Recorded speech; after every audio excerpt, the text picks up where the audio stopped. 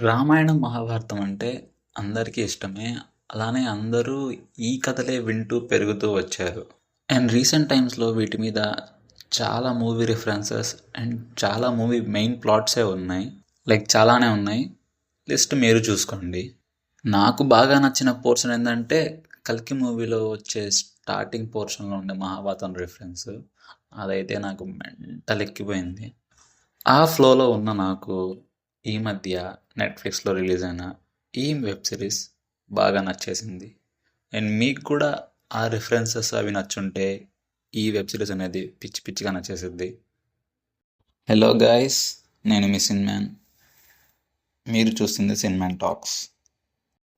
Matter ఏంటంటే మహాభారతం అనేది 18 రోజులు జరిగిందని మనందరికీ తెలుసు. అందులో ఎవరెవరు చనిపోయారు, ఎవరు గెలిచారు, ఎవరెవరికి రాజ్యం దక్కిందని ఆల్రెడీ చిన్నప్పటి నుంచి వింటూనే ఉన్నాము. కాకపోతే ఈ మధ్య నెట్‌ఫ్లిక్స్ రిలీజ్ అయిన 'కురుక్షేత్ర' అనే వెబ్ సిరీస్ ఒక డిఫరెంట్ పర్సెప్షన్‌నే చూపిస్తుంది. యుద్ధం జరిగిన 18 రోజుల్లాగానే ఇందులో కూడా 18 ఎపిసోడ్స్ ఉన్నాయి. వీటిని 2 పార్ట్స్‌గా రిలీజ్ చేశారు.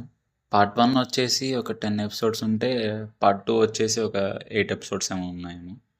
అండ్ ఈ 18 ఎపిసోడ్స్ కూడా ఒక్కొక్క రోజు ఏం జరిగింది, ఆ ఒక్కొక్క ఎపిసోడ్లో ఒక్కొక్క హీరో అండ్ ఒక్కొక్క వారియర్ గురించి, వాళ్ళ పర్సెప్షన్ గురించి, వాళ్ళు ఎందుకు అలా ఉన్నారు, వాళ్ళు ఎందుకు అలా చేశారు అనే మ్యాటర్ మీద డిపెండ్ అయి ఉంటుంది అన్నమాట. నాకైతే మెయిన్గా అన్ని ఎపిసోడ్స్ నచ్చాయి, కానీ మోస్ట్ ఫేవరెట్ అయితే మన కర్ణుడిది అండ్ భీష్మ ఎపిసోడ్స్.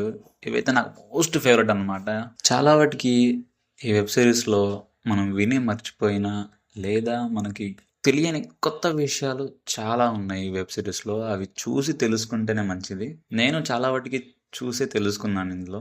అండ్ ఆ యానిమేషన్, విఎఫ్ఎక్స్ అయితే చాలా రియలిస్టిక్గా ఉంటాయి. కొన్ని కొన్ని మనకు తెలిసిన ఫేసెస్ లానే ఉంటాయి. అండ్ మన మ్యాక్సిమం కర్ణుడిది అయితే ఆల్రెడీ చూసే ఉంటారు. 25 to 30 minutes మ్యాక్సిమం ఒక ఎపిసోడ్ ఉంటుంది. 18 ఎపిసోడ్స్ ఉన్నాయి. నెట్‌ఫ్లిక్స్‌లో తెలుగులో, హిందీ, మలయాళం, కన్నడ అన్ని లాంగ్వేజెస్లో అవైలబుల్ ఉంది.